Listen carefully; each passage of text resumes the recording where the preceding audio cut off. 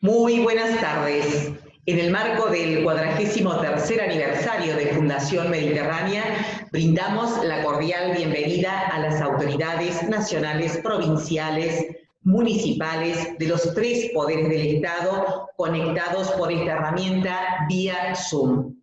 Presidentes de diferentes instituciones, de universidades públicas y privadas, economistas del IERAL, empresarios de todo el país, donde Fundación Mediterránea cuenta con sus filiales regionales. NOA con sede en Salta, NEA con sede en Posadas, Litoral con sede en Rosario, Cuyo con sede en Mendoza, Comahue con sede en General Roca, Buenos Aires y Córdoba.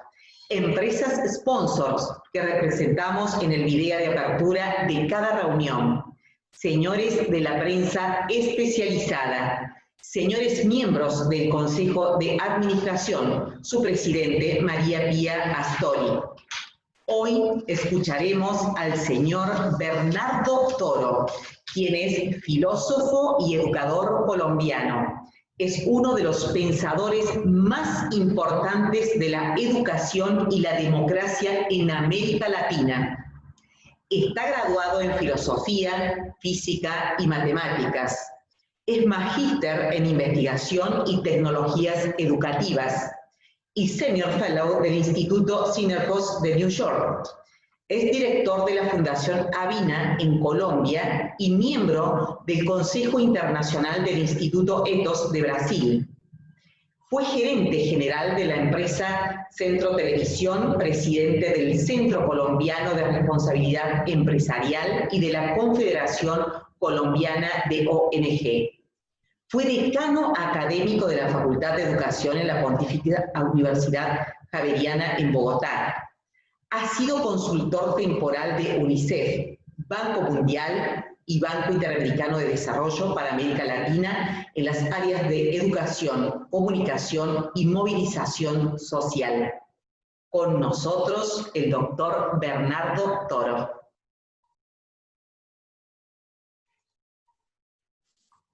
Buenas tardes a todos. Es un honor estar acá, pues hablándole a personas que de alguna manera son los líderes que manejan los destinos de un país como es Argentina, un país tan relevante. Sin más preámbulos, voy a compartir con ustedes un PowerPoint.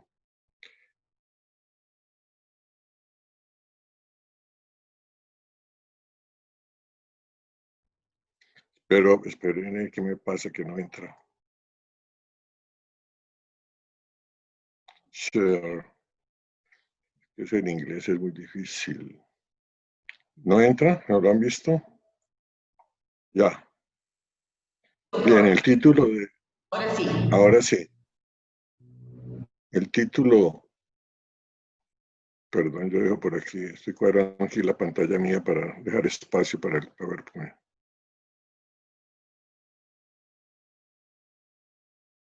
Ya, listo. Bien, este es el título que he escogido para esta reunión: ser líder en tiempos de pandemia, crisis climática en un mundo sin fronteras. Esto tenía antes un video ahí, pero hay algo que no me permite mover, que no sé qué es. No puedo pasar el... No sé qué pasa. Solo se funciona así. Si lo amplío, a ver. Ya, listo. A ver, primero quisiera llamar la atención sobre lo que estamos viviendo. Tanto la pandemia como la crisis climática son shocks externos al ser humano. O sea, no es un problema de coyuntura, ni depende de, no es como una crisis económica o como una crisis educativa o como una crisis política, que depende de que la gente se ponga de acuerdo para resolverla. Cuando los shocks vienen del cosmos, de la realidad, tenemos que entender que son determinantes, no es posible escapar a ellos. Y eso tiene una lógica distinta para actuar en la realidad. En la medida, un shock, por ejemplo, la crisis climática, pongamos el ejemplo que es más fácil, la gravedad. La gravedad es un determinante de la naturaleza sobre nosotros. Nadie escapa a la gravedad. Nadie puede escapar a la gravedad de ninguna manera. Y si no conocemos las leyes de la gravedad y no respetamos las leyes de la gravedad nos destruye. Cuando un puente se cae fue porque no se respetaron las leyes de la gravedad. Cuando nos caemos, nos resbalamos, es porque no respetamos las leyes de la gravedad. Y nadie puede negociar con la gravedad. O usted aprende a respetarla, a entender cómo funciona, cuál es su causa, cuáles son sus efectos, cuáles son sus variaciones, o la gravedad lo destruye. Lo mismo nos pasa con el cambio climático, lo mismo nos pasa con la pandemia. Esto lo digo porque usted puede tener el poder que tenga, tener el conocimiento que tenga, tener el dinero que tenga, ocupar el cargo que ocupe.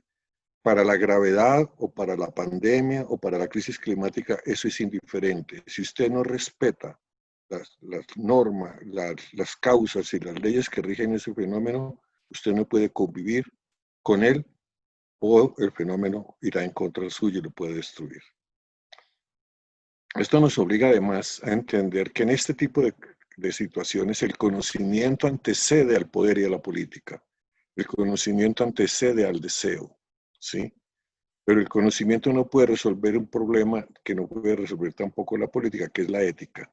O sea, ¿cómo hacemos que nuestras decisiones, habiendo entendido cómo funciona el fenómeno, realmente contribuyan a la vida digna de la gente y al cuidado del planeta? Ese es el gran desafío que tenemos todos hoy.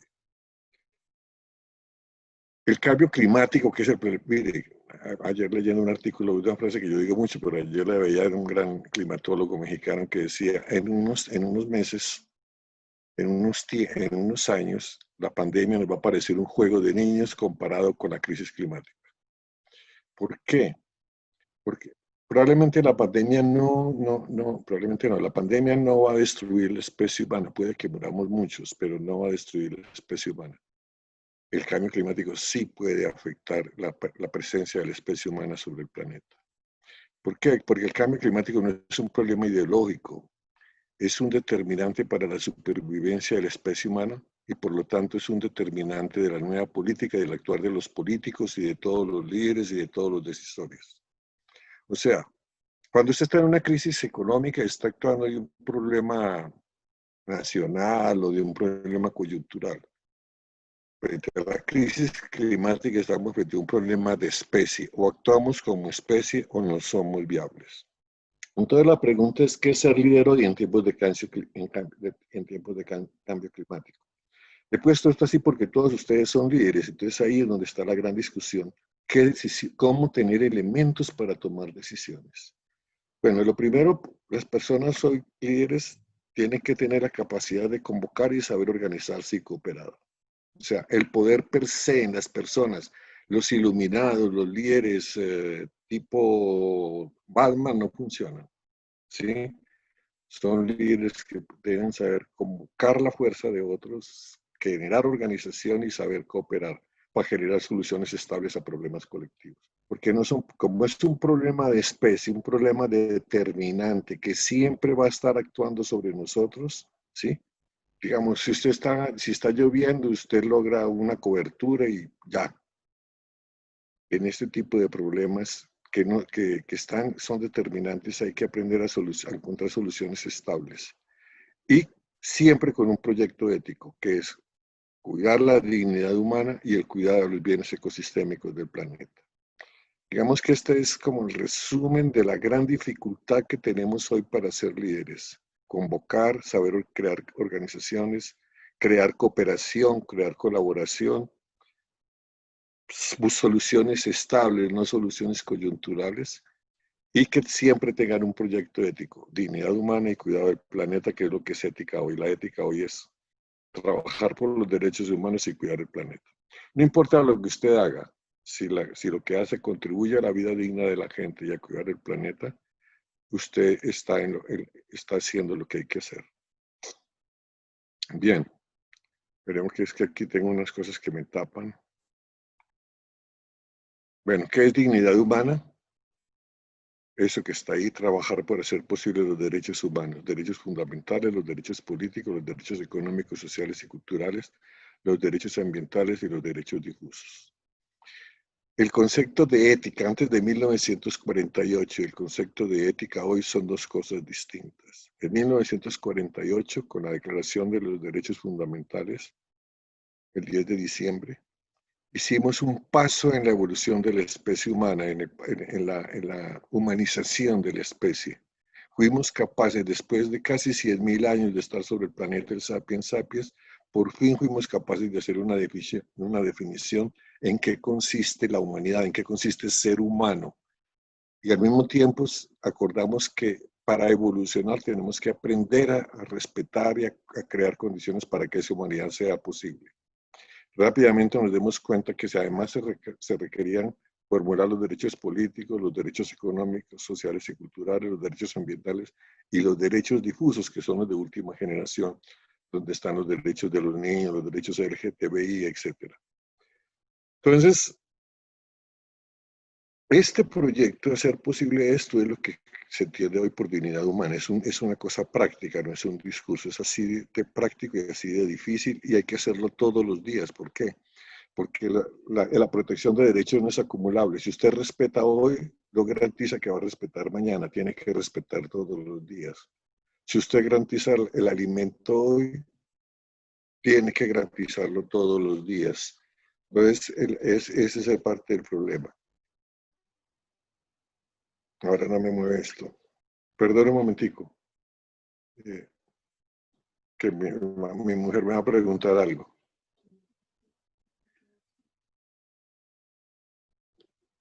Va a ser la 1.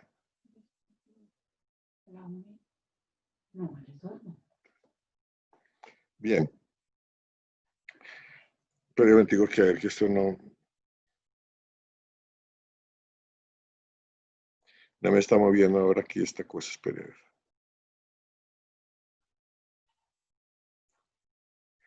¿Cuáles son los bienes ecosistémicos? Los bienes ecosistémicos son los que el planeta nos ofrece gratuitamente y hacen posible la vida. ¿Sí? Y se pueden clasificar tal como ustedes los ven ahí.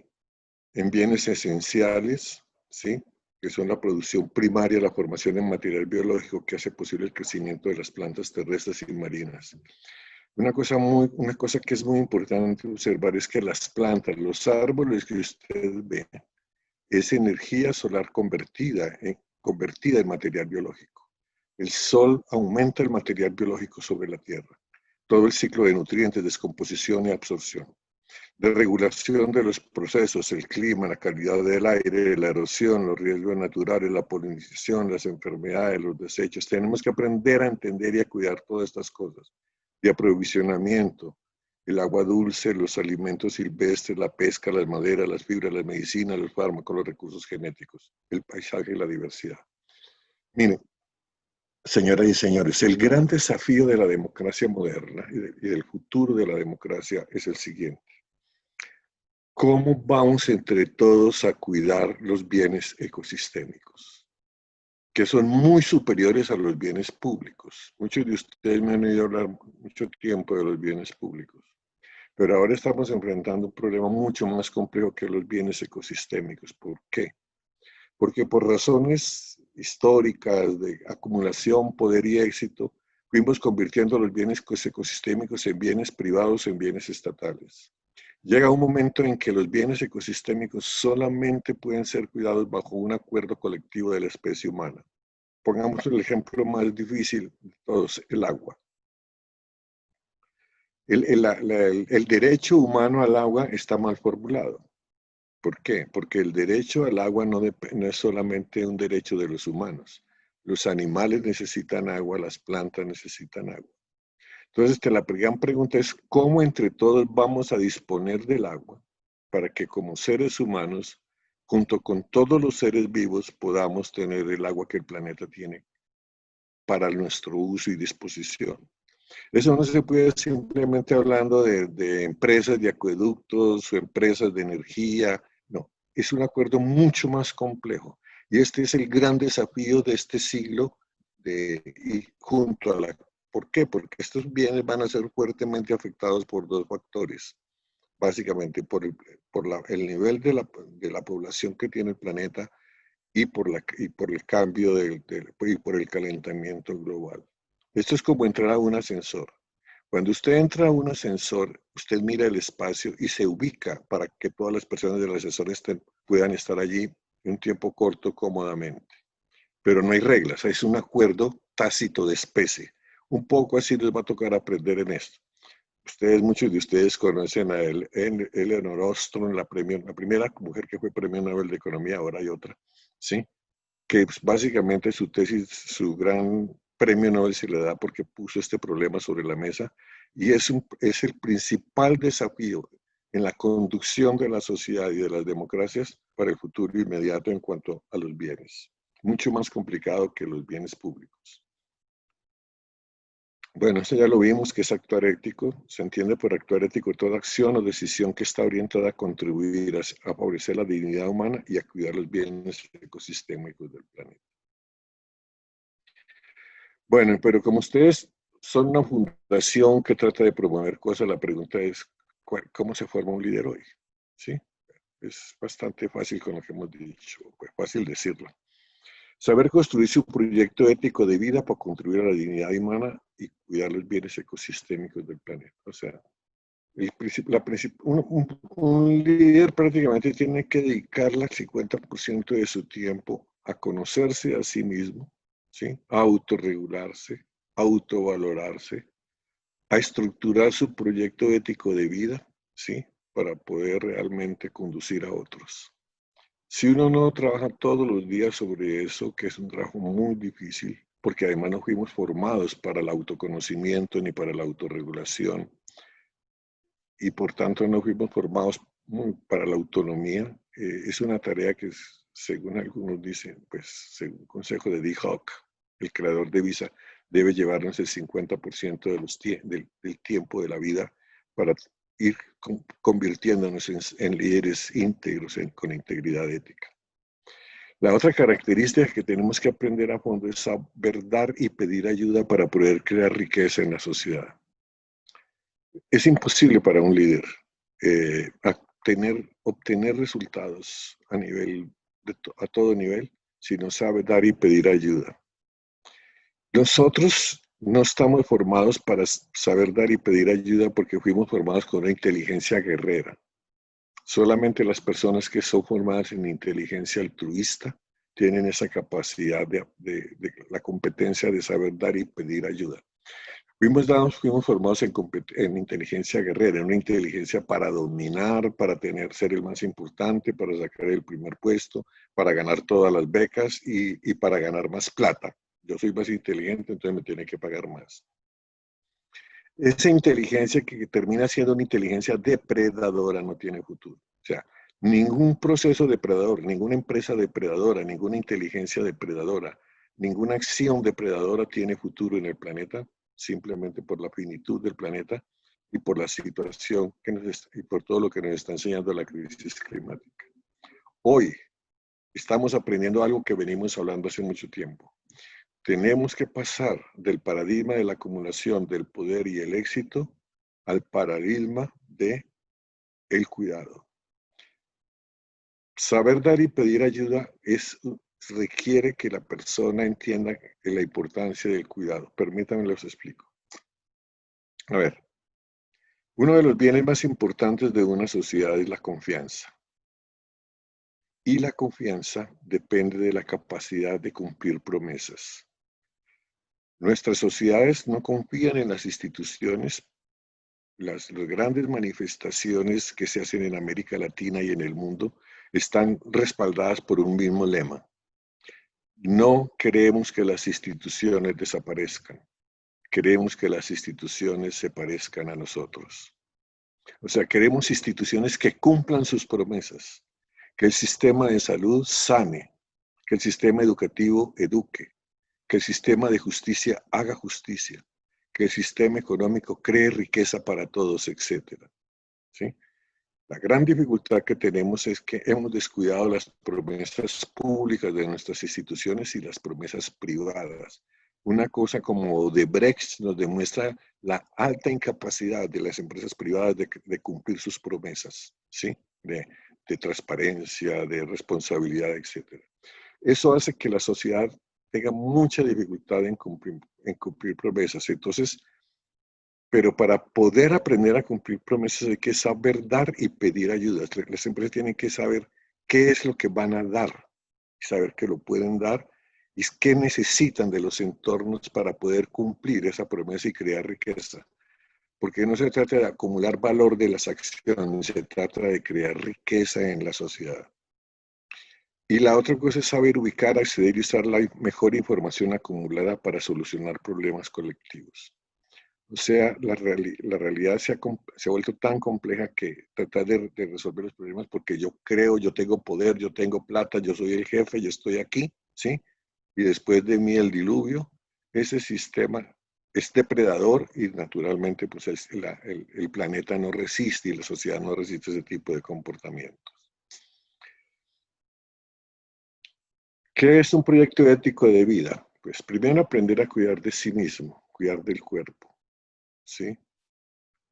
Hoy sabemos por la pandemia que el bien más importante es la salud, no la medicina. Ojo, lo que estamos buscando es que no haya que ofrecer medicina sino tener salud. Cuando las UCI se llenan es porque no hay salud. No, históricamente nosotros confundimos la salud con la medicina y nuestros seguros de salud no son seguros de salud, son seguros médicos, ¿sí? Por eso seguimos preguntando cuántas consultas tengo, cuántas radiografías, cuántos TAC, etcétera, ¿sí? Y no preguntamos cómo garantizamos que todo el mundo tenga agua segura, agua potable, cómo garantizamos que todo el mundo disponga de alcantarillados, cómo garantizamos que todas las ciudades tengan círculos verdes para evitar inundaciones, cómo garantizamos que todos los niños estén vacunados, cómo garantizamos comida sana de alta calidad para todos, cómo eliminamos la comida chatarra, etcétera, ¿sí? ¿Cómo hacemos que los trabajos no destruyan el cuerpo, sino que lo cuiden, que lo protejan, etcétera? Eso es salud. Cuando la salud falta, pues se requiere la medicina. Pero un pueblo que tiene mucha salud requiere poca medicina. Un pueblo que tiene poca salud requiere mucha medicina y muy costosa. Dicho en otros términos, es posible darle salud a todos, pero no medicina a todos, en ninguna sociedad. Es posible darle medicina a todos si la sociedad tiene mucha salud. Si la sociedad tiene baja salud, no es posible darle salud, medicina a todos y la pandemia nos lo está demostrando. La otra cosa que ya hemos hablado algo, aquí lo ponemos en orden, es cuidar el espíritu, o sea, formarnos en el autoconocimiento, la autoestima y la autorregulación para construir la autonomía. Y aquí tenemos grandes problemas. ¿Por qué? Porque nuestros sistemas educativos, nuestra formación empresarial, nuestra formación universitaria y nuestra forma de vivir social no tiene sistemas probados, pedagogías para el autoconocimiento. A veces podemos terminar la vida sin conocernos. Cuando no hay autoconocimiento no podemos controlar las pasiones aflictivas. Solamente las personas que tienen mucho conocimiento de sí mismas pueden controlar la ira, la envidia, los celos, la lujuria, ¿sí? El dominio del otro de una forma absurda, ese tipo de cosas que son las pasiones básicas del cerebelo, y convertir la persona en persona que sabe respetar, que sabe hacer transacciones, ganar, que sabe actuar hoy para esperar en el tiempo, que sabe valorarse y que sabe sobre todo autorregularse, es una cosa distinta y no tenemos mucha metodología para esto. Las empresas del futuro, esto está dicho hace rato desde que Google lo comenzó a mostrar. Ahora está el libro del fundador de Netflix con una cosa mucho más poderosa que, o sea, cómo es una empresa sin reglas. La posibilidad de desarrollar una sociedad con mayor capacidad son las sociedades que logren altísima autorregulación. Además, la democracia, ¿qué es? La democracia es la capacidad de una sociedad de darse orden a sí misma, no es otra cosa. La democracia no se la puede dar nadie a una sociedad, como la libertad no se la puede dar nadie a una sociedad y nadie me puede dar la libertad a mí. Si yo no me aprendo a autorregularme, no puedo ser libre. Solo la autorregulación produce libertad. Cuando una organización o una empresa logra mucha autorregulación, la dinámica de la empresa es definitiva, es poderosa, pero eso requiere autoconocimiento y autoestima. La otra cosa es aprender a cuidar de los cercanos, de los vínculos emocionales de la familia, de la pareja, de la amistad y los colegas. Una sociedad nueva de confianza, una sociedad de futuro, y lo estamos viendo en la pandemia, requiere que las personas estén formadas en los vínculos emocionales sanos. Y para no alargarnos, porque aquí me podría quedar toda la tarde, la forma de formar los vínculos emocionales sanos en la familia es comiendo juntos, viajando juntos, rezando juntos, llorando juntos, trabajando juntos. En la medida en que la familia hace todo junto, a través de un diálogo continuo, enfrentando las diversidades de los conflictos, etc., se generan personas, niños y jóvenes con vínculos sanos. Niños y jóvenes con vínculos sanos difícilmente van a caer en la droga, en el sexo extremo, en el deporte extremo, difícilmente se van a deprimir y casi imposible que se suiciden. Y lo otro es saber conversar. Cuando doy estas conferencias con mucho tiempo en los grupos, les digo, vamos a hacer un ejercicio. Nadie va a hablar nada, sino cuando va a hacer un juicio tiene que poderlo probar. Cuando va a hacer una declaración tiene que ser sincera. Cuando va a hacer una afirmación tiene que ser verdadera. Va a saber preguntar cuando no sepa, no suponga, pregunte. Y cuando le pregunten, dé declaraciones claras para evitar suposiciones infundadas. Si usted pone este ejercicio en un departamento o en su casa, se dará cuenta que todos hablamos menos, porque hacemos juicios infundados, declaraciones mentirosas, afirmaciones que no sabemos de dónde las sacamos, indagamos sin claridad y cuando nos preguntan no respondemos con transparencia. Y la otra cuestión es que entender que no somos amos, sino parte de la misma vida del planeta, ya hablamos de esto. Yo quisiera que, hablar del cuidado es muy largo, pero la idea es solamente mostrar el liderazgo y el cuidado en este momento. Pero si esta transparencia se graba, quedamos lo suficientemente bien. Una cosa para Miriam. Miriam, cuando se me acabe el tiempo, me hace señas ahí que yo la estoy viendo en la pantalla y solo a usted. Me hace así, nada, sí, pare. El cuidado no es una opción, aprendemos a cuidar o perecemos. O sea, el cuidado es el paradigma máximo de actuación. En Colombia hay una empresa, pues ya tiene mucha fama, de unos muchachos que fundaron una empresa que simplemente evalúan empresas bajo el siguiente criterio. Hicieron una serie de indicadores de empresas altamente depredadoras a empresas de cuidado. Tomaron una muestra de 1000 empresas en América Latina y las clasificaron. Ellos tienen mucha influencia en el sector de inversiones y comenzaron a mostrarle a los inversionistas cómo ir desinvirtiendo en empresas depredadoras e ir transformando la inversión en empresas de cuidado.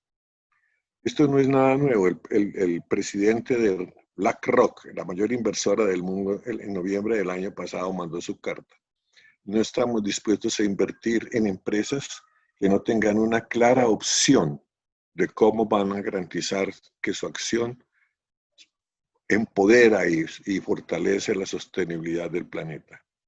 Eso ya está en economía, en política, o sea, en términos de política, por ejemplo, en términos de liderazgos, la gran pregunta, el gran desafío para los líderes es cómo vamos convirtiendo todas nuestras decisiones en decisiones que conducen al cuidado de nosotros, de los otros, del planeta, que conducen al cuidado de la política, de la economía, de la naturaleza, de la seguridad alimentaria, etcétera. ¿Cómo hacemos que nuestras decisiones vayan en esa dirección y nos vayamos apartando de las nociones del paradigma de la acumulación, el poder y el éxito que nos ha armado tantos problemas? Respecto al lenguaje, una de las cosas más importantes en una organización y para un líder es la conversación. ¿Por qué? Porque el lenguaje crea la realidad. El lenguaje crea realidad. Cuando usted le dice, los declaro marido y mujer, dura 3 segundos eso y se le cambia a usted la vida. O le acepto su propuesta, voy a contratar su proyecto. Es una frase. Queda contratado, queda despedido, se va para la cárcel. Son realidades que se crean con palabras. Es muy importante en este trabajo en que estamos, en que los líderes entiendan que el lenguaje crea realidad. Por eso están los líderes, sí, digamos como Mahatma Gandhi, como Mandela, eran tan cuidadosos con el lenguaje, porque saben que, y sobre todo el mundo está esperando que ustedes como líderes, qué frase va a decir, qué gesto va a hacer, porque eso se vuelve realidad. El segundo punto es que somos lo que conversamos. Si usted quiere saber quién es usted, mire usted qué conversa. Qué conversa con los otros y qué conversa con usted mismo. Esa es su realidad. Cuando cambiamos nuestra forma de ser, cambiamos nuestras conversaciones. Uno está trabajando en un departamento en una gran empresa y lo nombran jefe. En menos de 10 segundos cambia su conversación. Ya no puede hablar como colaborador, sino como jefe. Y una de las formas de cambiar uno es comenzar a cambiar las formas de conversar para cambiar las formas de ser. Esto es un criterio muy importante en el liderazgo en estos momentos. Bueno, aquí de esto ya habíamos hablado antes, lo vamos a sistematizar un poco. Saber dar y pedir ayuda para poder crear riqueza en la sociedad. Cuando damos ayuda, reconocemos al otro. Cuando recibimos ayuda, somos reconocidos. Así se crean los vínculos de confianza que juntan las bases de las transacciones ganar-ganar. Poder pedir ayuda y dar ayuda requiere pasar de la inteligencia guerrera, inteligencia como bien privado para dominar y vencer depredadora, a la inteligencia altruista, concebida como un bien social y solidario que necesita del otro y busca ayuda, acompañar y ser acompañado. Es la inteligencia del cuidado. Las personas que saben pedir y dar ayuda crean redes emocionales, profesionales y sociales sólidas. Saben crear capital y riqueza social, que esta es la característica principal del líder hoy. O sea, un líder necesita 3 redes emocionales, redes profesionales y redes sociales. Redes emocionales que son aquel conjunto de personas que lo reciben y lo aceptan a uno tal como uno es. Que si uno es feo, que si es bonito, que si es alto, que si es rico es rico. O sea, no le pone ninguna condición. Esos son esos amigos o esa parte de la familia, como generalmente es la mamá que lo toma uno tal como es. Esa red emocional de amigos que lo aceptan a usted como que si es gay, que si es creyente y nadie le va a decir no sea, o que si es ateo y nadie le va a decir nada por eso. ¿Sí? Esa red es fundamental para los momentos críticos de la vida. Cuando uno se divorcia, cuando se le muere la pareja, cuando se le muere un hijo, cuando fracasa todos sus proyectos, cuando lo echan del trabajo, cuando le declaran una enfermedad terminal, etc. Sin esa red emocional uno perece. Las redes profesionales son las que conocemos, la confianza profesional que nos ayuda a resolver problemas, ecuaciones para la tensión de un puente de tal característica que no encuentro el link, ya te lo envío.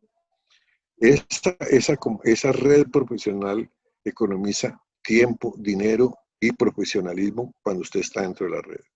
Y las redes sociales, que es donde usted es reconocido por su cargo, por su rol o por su ocupación. Si es abogado, si es jefe, etc. Eso es el capital social y la riqueza más importante que tiene que tener un líder y que un líder debe conformar para poder andar en las incertidumbres de la vida. Hablemos un poquito de la información. En este momento el mundo está lleno de datos, pero no tenemos información. La información es el resultado de establecer una relación pertinente entre los saberes disponibles, datos, investigaciones, relatos, experiencias, mitos y valores y una hipótesis o pregunta bien formulada. ¿Sí? En este momento, esta es una cosa muy buena con el coronavirus, porque recogemos datos y datos y datos y todavía no hemos podido eso convertir en información, porque no hemos podido hacer una estrategia de riesgo. O sea, la diferencia entre enfrentar la crisis climática y la pandemia es una, que de la crisis climática podemos hacer estrategias de riesgo. O sea, si no las hacemos es por torpeza humana, ¿sí? Pero hoy sabemos que si no paramos la temperatura por debajo de 1.5 grados, el planeta, nosotros en el planeta no somos viables, o vamos a generar una generación, o vamos a pasarle a nuestros hijos unos siglos de ensufrimiento tremendamente horribles por el calentamiento. Sabemos qué hay que hacer. Sabemos qué hay que hacer exactamente para bajar la temperatura del planeta. O sea, aquí podemos administrar un riesgo. Sabemos qué hay que hacer para parar la contaminación del agua. Sabemos qué hay que hacer para asegurar la seguridad alimentaria. Sabemos qué hay que hacer para disminuir la desertificación. Sabemos qué hay que hacer para cuidar las cuencas. Sabemos qué hay que hacer para evitar el riesgo de la genética única. Sabemos el daño que hace el monocultivo a la diversidad del planeta, etc. Si no lo hacemos, no es porque no tengamos la relación entre los datos y la hipótesis. Si no lo hacemos es por falta de decisión. Con la pandemia tenemos un problema más complicado y es porque no conocemos todavía cómo se comporta eso. Entonces no estamos administrando riesgos, sino administrando incertidumbre. Y cuando usted está administrando incertidumbre, yo siempre pongo este ejemplo. Si usted no es un experto en serpientes, si abre la puerta y en la habitación hay una serpiente, usted cierra la puerta y dice no entre nadie. O sea, lo único que sabe es huir y protegerse. Si usted es un experto en serpientes, vuelve la situación un riesgo manejable. Usted entra con su vara para manejar serpientes, busca la serpiente, se le acerca, la toca, la mete en la varita y después la coge y la mete en una caja o en un costal. O sea, usted sabe administrar el riesgo porque posee la información para manejar el riesgo. Con la pandemia estamos un poco como con la serpiente, no sabemos qué hacer, entonces no nos queda más caminos que tapabocas, quedarnos quietos y aislados, ¿sí? Mientras vamos aprendiendo más y más y poder controlar el riesgo que sería la vacuna. Mientras eso no suceda, estamos en una situación de incertidumbre. O sea, la información y la hipótesis no podemos hacer esa relación adecuadamente para poder obtener realmente, los datos y la realidad no los podemos relacionar adecuadamente para poder convertir eso en información de riesgo. Es muy importante esto, ¿por qué? Porque a mayor complejidad del sistema, los líderes tienen que respetar mejor esta relación. ¿Cómo convierto las cosas? O sea, yo pongo caso en Colombia. Colombia, yo siempre digo, hace 70 años, cuando la guerrilla en Colombia no nació por un proyecto comunista, eso es falso. La guerrilla en Colombia nació de 14 primos de apellido Marín, además lo conozco muy bien porque son del mismo lugar donde yo nací, ¿sí? Que no tenían tierra y se fueron a buscar unas tierras baldías y comenzaron a sembrarlas, porque pues, son tierras baldías. Alguien creyó que eso era ellos y les dispararon y entonces se fueron para otro lugar con otros más a sembrar otras tierras. Y eso ya se volvió un problema, los acusaron frente al Estado y en vez de alguien preguntar por qué están haciendo eso, los bombardearon. Y ahí nació la guerrilla. Lo que nadie calculó era que al frente de esto está un genio militar que murió naturalmente, tiro fijo, ¿sí? Y nació un problema por no establecer una relación entre datos, entre un hecho concreto y hacerse una hipótesis. ¿Por qué la gente está haciendo esto? Casi la mayoría de todos nuestros problemas surgen porque no somos capaces de hacer frente a un dato, frente a un hecho, frente a una experiencia, frente a una investigación, preguntarnos, bueno, ¿y eso qué nos dice de esta realidad y qué habría que hacer? Son las preguntas y las hipótesis las que generan ordenamientos en el caos del saber disponible. El saber está casi todo en Internet. La pregunta es usted cómo accede a Internet para manejar ese caos y poder sacar conocimiento útil. Y aquí una cosa bien importante en educación. La gente vive pensando de que el problema de la educación ahora que se está manejando tanto educación virtual son las máquinas. Sí, las máquinas son un recurso importante. Pero miren esto. Un niño campesino llega a primero de primaria con 350, 400 palabras distintas. Un hijo de ustedes o un nieto de ustedes, los que me están leyendo en este momento, llegan a primero de primaria manejando entre 3.500 y 4.000 palabras distintas. O sea, la relación es de 1 a 10. Si este niño del campo no llega a una escuela donde los profesores estén lo suficientemente preparados, pedagógica y conceptualmente, para lograr que en los 5 años que va a estar este niño en primaria básica, pase de 400 palabras a manejar 4.000 o 5.000 palabras distintas, ¿qué va a pasar? Que esa brecha después no se va a poder solucionar. Dentro de 10 años le damos al nieto de ustedes o al hijo de ustedes un computador de última generación.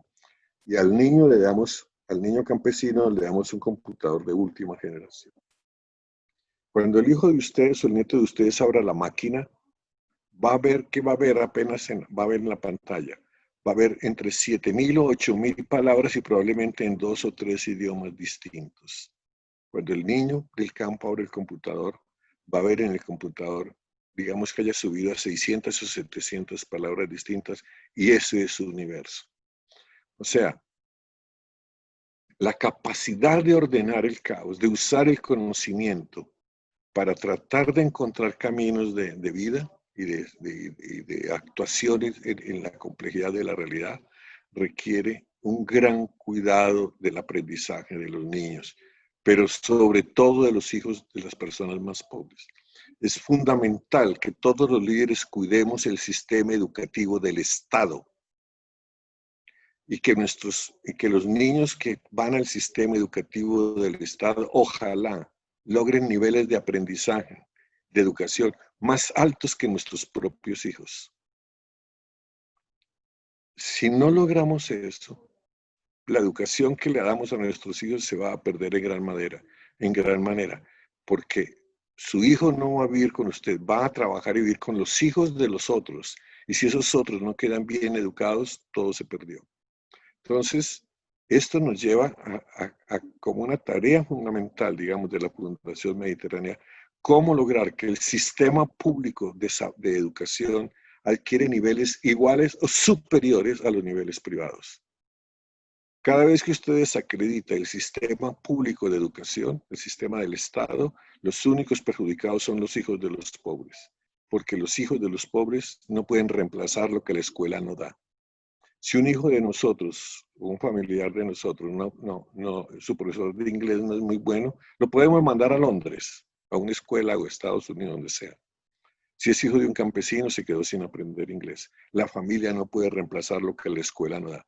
Por eso, mientras más aislado sea una zona, mientras más pobre sea una zona, requiere mejor infraestructura educativa, mejores profesores, mejores restaurantes, mejores ambientes escolares para poder que la cosa funcione en el futuro.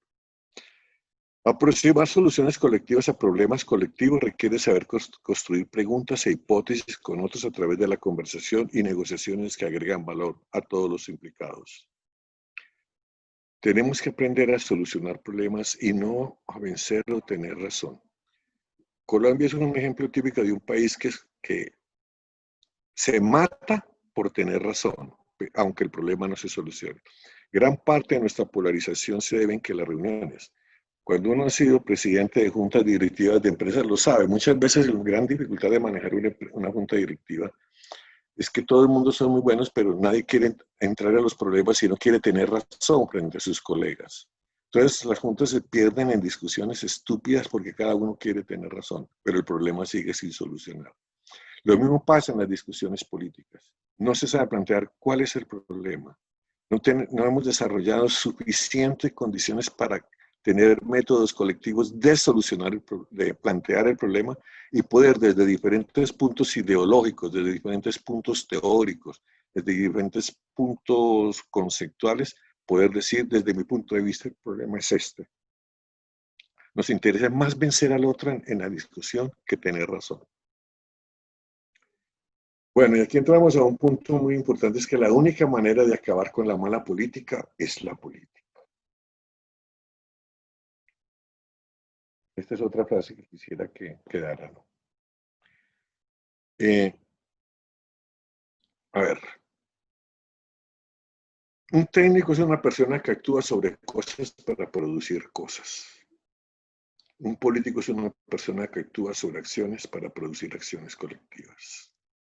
Ustedes todos los que me están oyendo prácticamente son políticos, por el listado que estaba leyendo Miriam o María, no sé quién de los dos.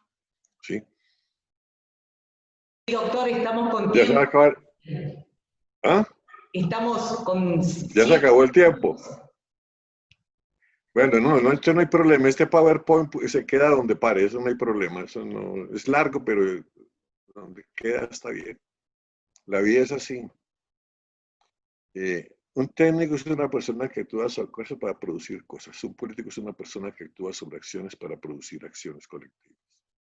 La relevancia de los políticos en una sociedad reside en su capacidad de crear convergencia de intereses. El objeto de trabajo del político y de la política no es el poder como suele creerse, es la colectivización de intereses. ¿Por qué tengo esto aquí tan importante? Porque la actual situación de América Latina requiere una revalorización a fondo de la política y entender que la política no es el poder, lo que necesitamos es cómo logramos crear convergencia de intereses. Voy a explicarles por qué. Solo cuando hay convergencia de intereses hay cambio, para bien o para mal, pero solamente cuando hay convergencia de intereses la realidad cambia. Un ejemplo, ustedes tienen recursos y tienen dos hijos de 18 y 16 o 20 años. Y dicen, bueno, hijos, vamos a hacer vacaciones. ¿Usted dónde quiere ir, hijo?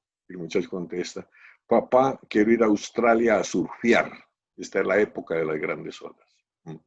Y usted diga, quiero ir a Colombia a observar ranas venenosas en las selvas del Chocó, porque es antes de que desaparezcan por la crisis climática. Saben que las ranas son un indicador muy poderoso de ambiente sano. Con esa divergencia de intereses no hay chance de hacer un paseo familiar, unas vacaciones familiares. Si el papá y la mamá no se sientan con los hijos a generar una convergencia de intereses, ¿sí? A buscar un lugar donde cada uno pueda explotar su interés, no hay paseo. Solamente la convergencia de intereses crea movimiento en la sociedad, permite lograr cosas en una sociedad. Entonces, la política es para eso, la política no es para tener poder, es cómo generamos convergencia de intereses, colectivización de intereses para generar transformaciones estables. La política existe porque los intereses son disímiles e impredecibles.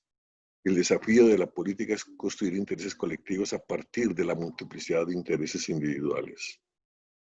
Y esta construcción es fundamental para cualquier sociedad que quiere avanzar o cambiar. Una sociedad solamente puede avanzar a través de la convergencia de intereses, de la voluntad colectiva. Esto es lo que hace imprescindible y relevante al político y a la política. Es la convergencia de intereses lo que hace gobernable a una sociedad. Aquí paro, Miriam. Doctor, 10 minutos tenemos, ¿le parece bien? ¿Cuánto? 10 minutos. 10. 5.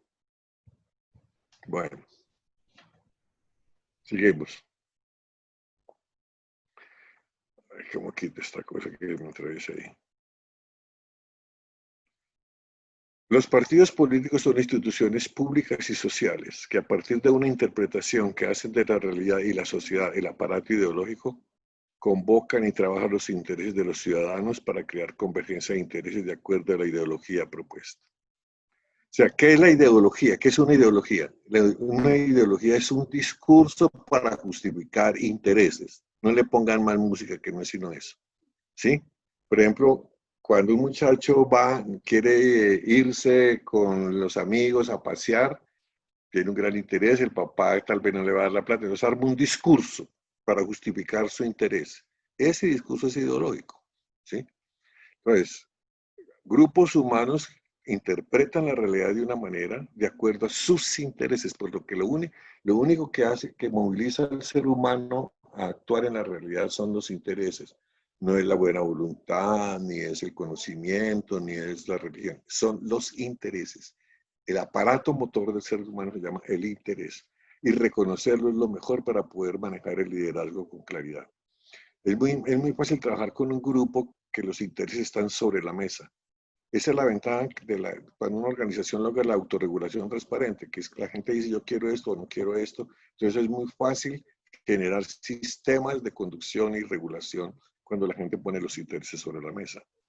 Entonces, ya nosotros, por lo menos hablo de Colombia, no tenemos una cultura de poner en público los intereses, sino más bien de ocultarlos. Entonces nos volvemos un poco indirectos para hacer las cosas. ¿Por qué? Porque necesitamos, no es posible la democracia sin la recuperación de los partidos. De nuevas formas de arquitectura política, de nuevas formas de partidos o de transformaciones de los existentes. Pero como la democracia está en riesgo y los liderazgos se pueden volver autoritarios, es muy importante tener esto en cuenta. Ahora olvídese para esto. La capacidad de poder de un partido proviene de la capacidad de convocatoria que tenga su propuesta ideológica para dar sentido y proyección a los intereses individuales y así crear grandes convergencias de intereses colectivos. Es la convergencia de intereses lo que le da poder a un partido. Esto lo saben ustedes, pero hay que decirlo en estos momentos.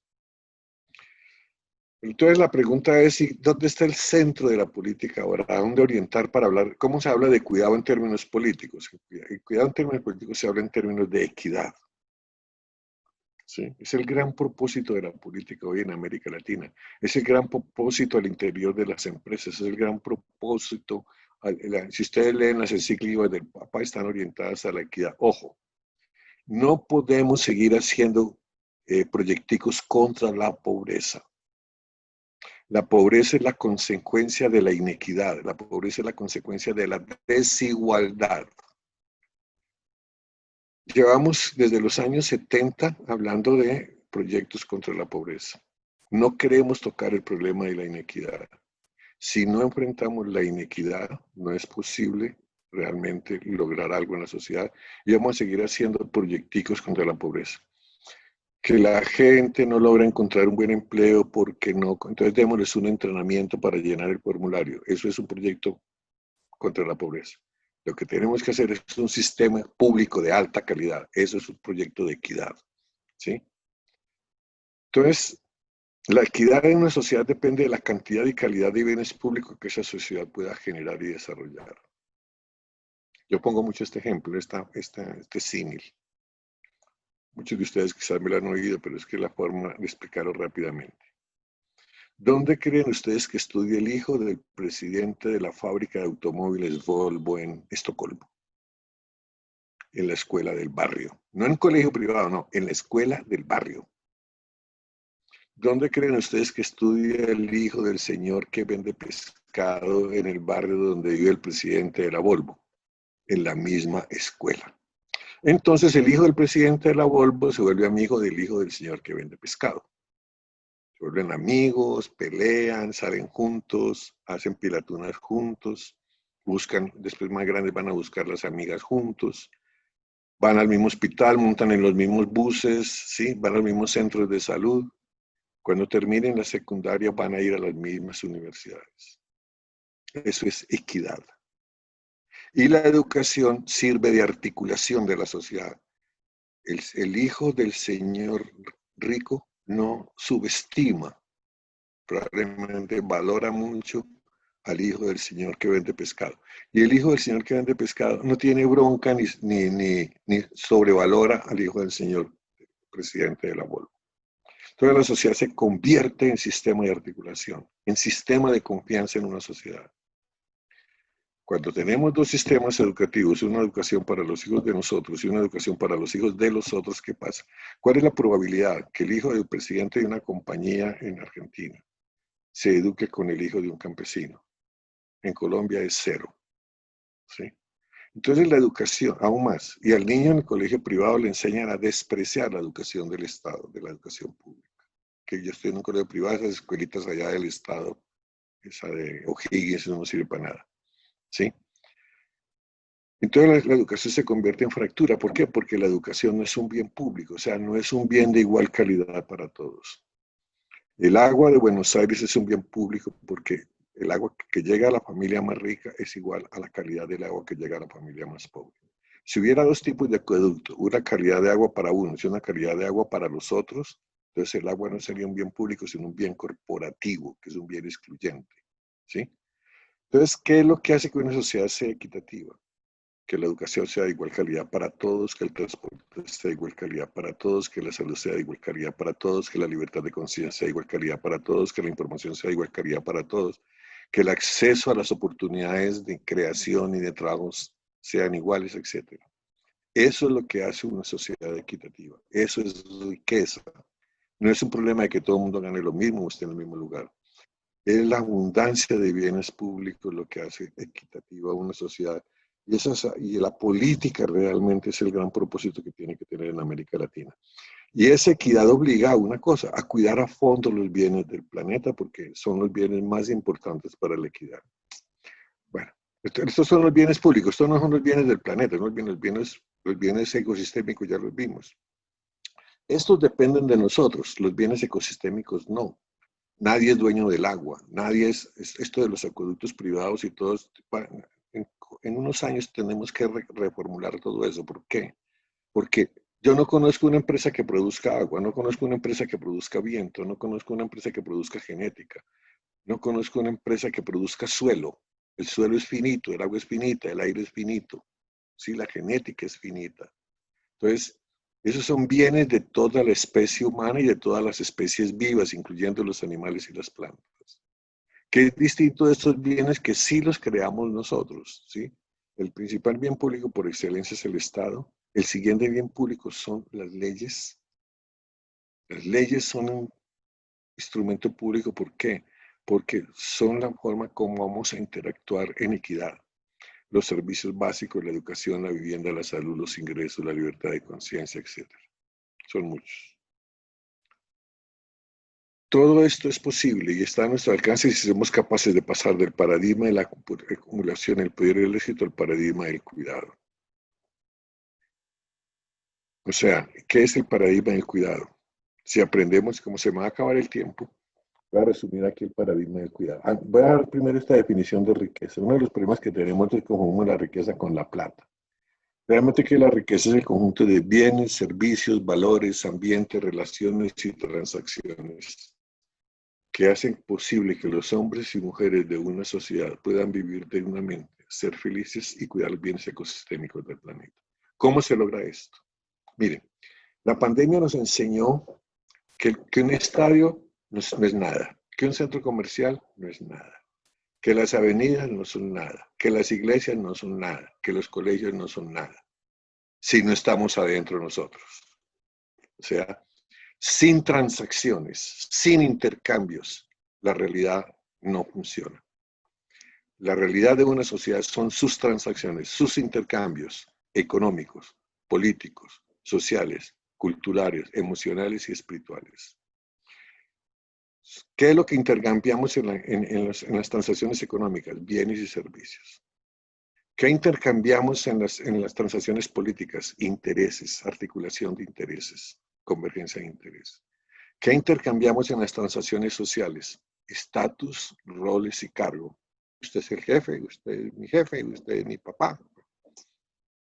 ¿Qué intercambiamos en las transacciones culturales? Formas de ver el mundo.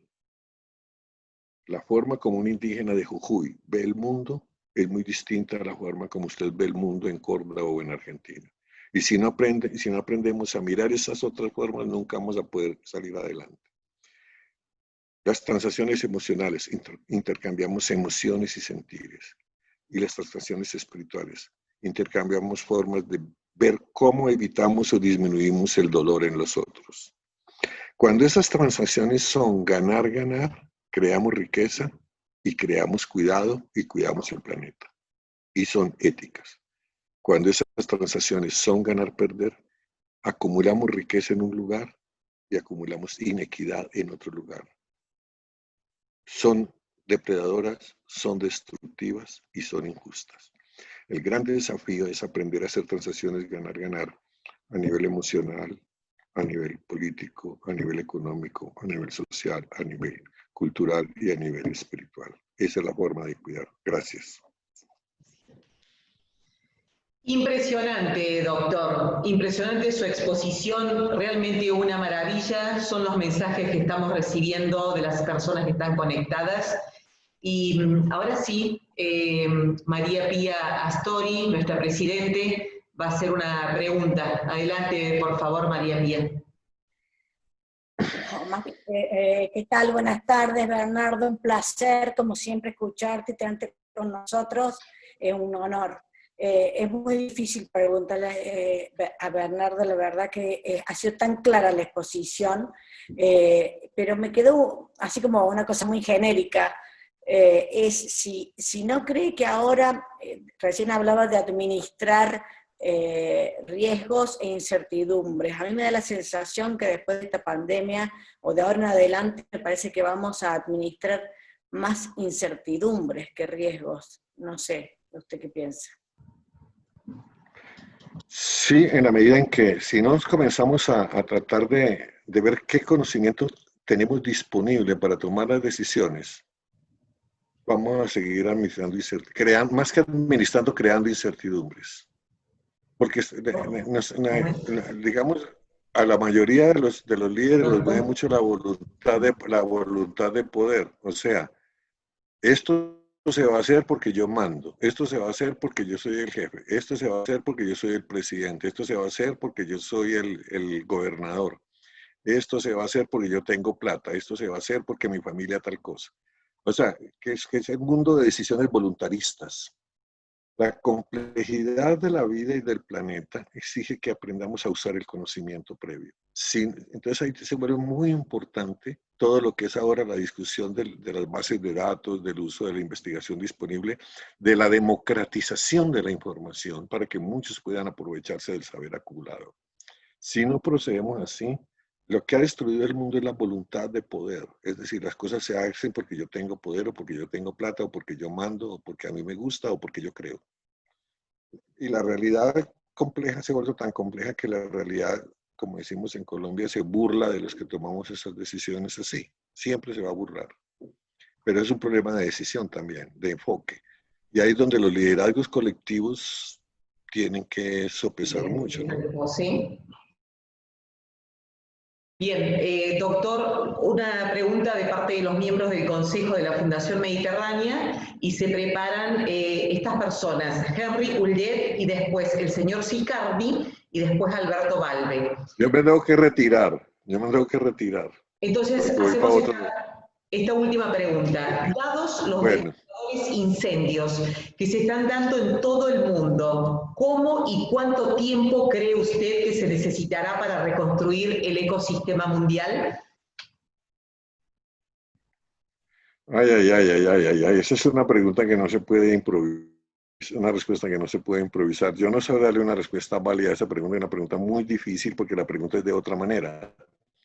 La pregunta técnica que se está bregando es cuál es el conjunto de decisiones y cuál es el conjunto de inversiones que tenemos que hacer para parar la temperatura del planeta. Porque si no se para la temperatura del planeta, esa pregunta es obvia, se va a seguir incendiando el planeta. El último cálculo que había era que para poder hacer los aspectos básicos de poner la temperatura en 1.5 grados había que tener un fondo de 100.000 millones de dólares. Se ha logrado recoger 20.000. Pero con los nuevos descubrimientos, los nuevos estudios, parece que la cifra en términos financieros, ¿por qué? Porque es que tenemos que pagar los daños que hemos hecho.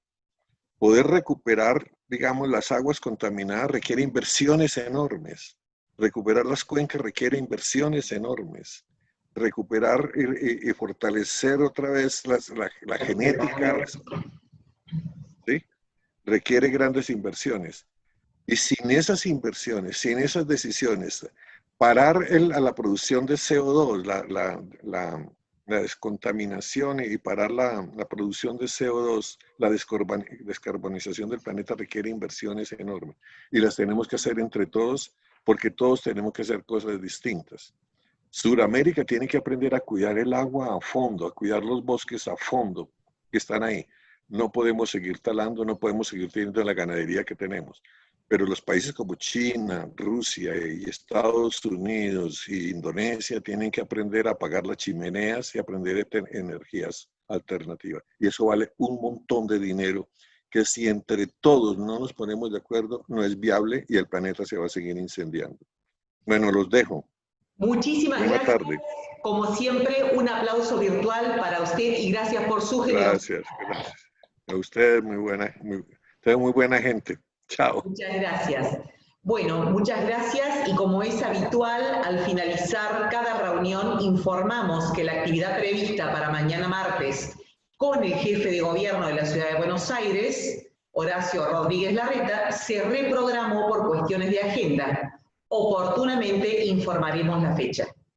E invitamos a todos ustedes martes 4 de octubre a las 14:30 horas. Contaremos con la presencia virtual de los señores Gabriel Rubinstein, que es consultor en Economía y Finanzas, director general de GRA Consultores, quien nos hablará acerca de ¿será posible evitar una maxi devaluación? Y Jorge Vasconcelos, vicepresidente del IERAL, quien nos hablará sobre Argentina también necesita una vacuna contra la estanflación. Muchísimas gracias.